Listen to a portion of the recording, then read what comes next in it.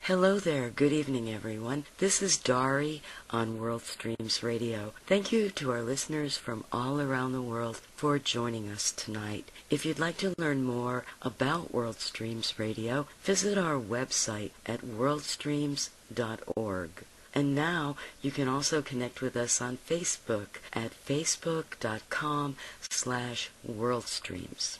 Our guest tonight is Bob Sullivan. Bob Sullivan is the author of the popular blog The Red Tape Chronicles on msnbc.com. He's a technology writer with a focus on technology crime and consumer fraud. Bob is the leading journalist covering identity fraud and has written more than 100 articles on the subject since 1996. He also appears regularly on various NBC News programs, including The Today Show, NBC Nightly News, CNBC, and NBC affiliates around the U.S. He's also the author of 3 books, including the 2008 New York Times bestseller, Gotcha Capitalism, and the 2010 New York Times bestseller, Stop Getting Ripped Off. Hi there, Saeed. Hello and welcome, Bob. It's a pleasure to have you with us tonight. Thank you so much for having me.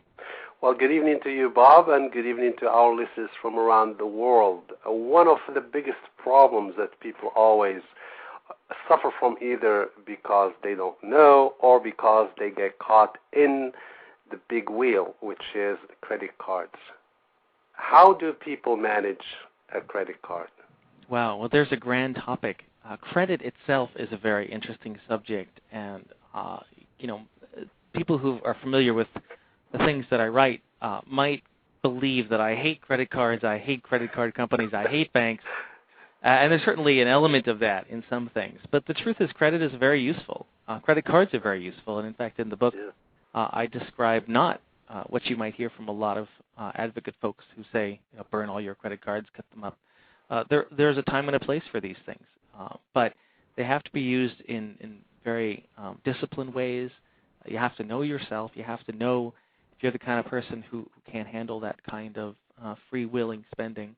And I think what you have to know on a very broad level is that long ago, behavioral economists, before they even were called behavioral economists, figured out that when you're buying something and money is not physically leaving your hands, when it's painless, if you will, it's just a swipe of an electronic magnetic stripe or some other tools, there's even newer tools than that, you spend much more money when you don't feel it.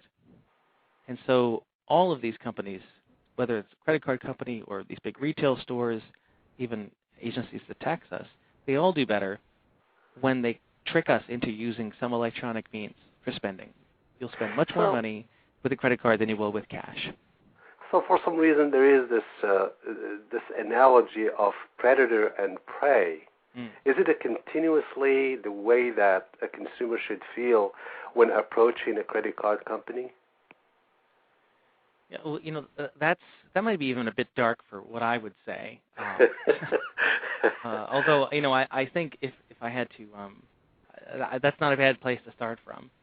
As I've already said, credit cards can be a really useful tool for people.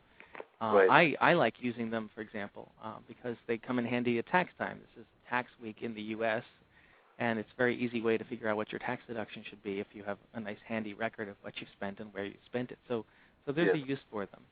But I think people really need to understand that it's just much more likely that you're going to overspend and that you're going to get yourself into deep waters with plastic than if you were spending with cash. Just as something I recommend to people as an exercise, the same way that you might take up yoga or take up prayer or meditation.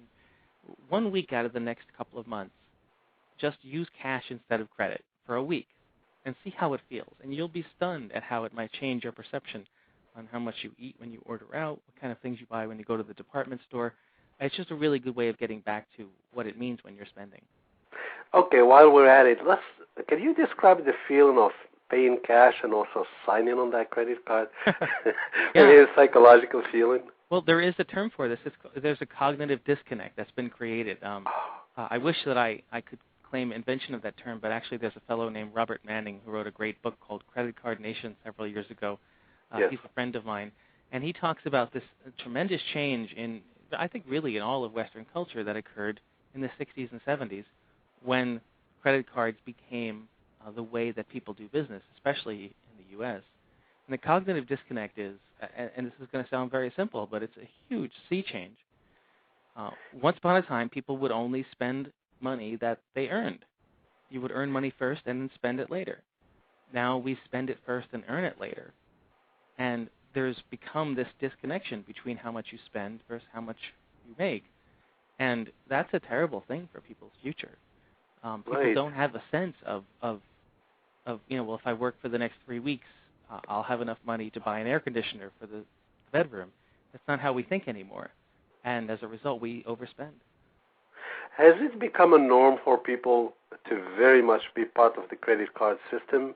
If you don't have a credit card, I remember my first credit card years ago was an American Express. I was ecstatic. I was jumping up and down. Yes, I thought, wow, this is wonderful. You're now you're an adult, right? Yeah, rite of passage, isn't it? Yes, absolutely.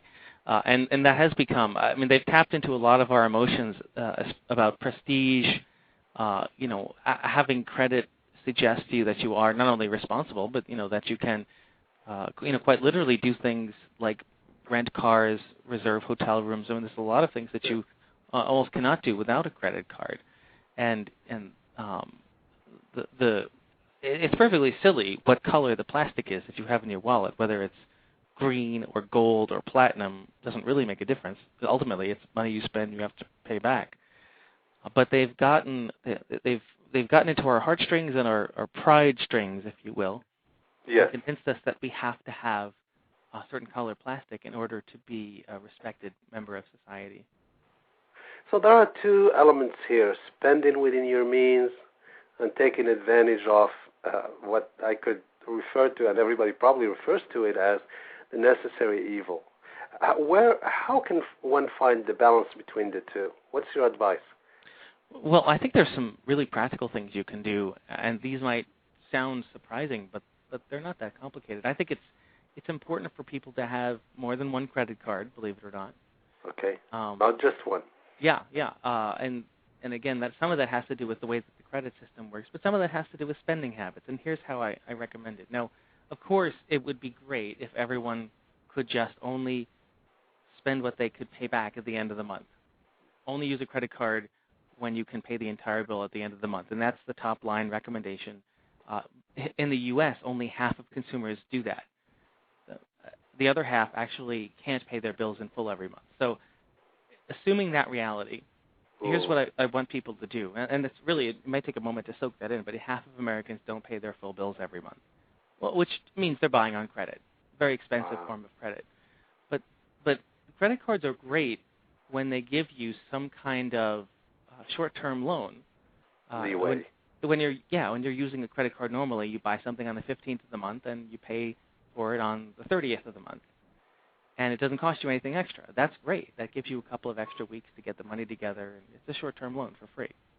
So the reason I want people to have two credit cards is because you should always have a credit card in your wallet that you are paying off in full every month. That's your short-term loan card. Right. You're never paying interest charges on that card. That's for your everyday purchases. Because what happens when you go into that other universe, and it's like an alternate universe, when you don't pay your bill in full, then the interest charges rack up every single day. There's no more what's called a grace period in the industry. And so then if you have a $500 bill that you don't pay, and then you go buy a Starbucks coffee for $4 the next morning, you're paying interest on that immediately. That's a terrible loan.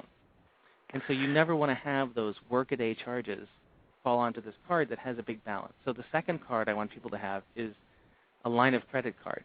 And you can think of this as a line of credit that you might get at the bank. And that's an emergency card that you would only use if your refrigerator breaks or you need major car repairs. And it's something that you absolutely can't pay this month because it's a surprise. Put that on a separate card. You'll know how much you owe on this. That's basically a big bank loan. And you can keep a grasp of how much the debt is. And the worst thing of all that happens with people who use credit cards, yes, and this is a thing I do with people when I meet them and I discuss this, I'll say, what's your balance today? And people don't know.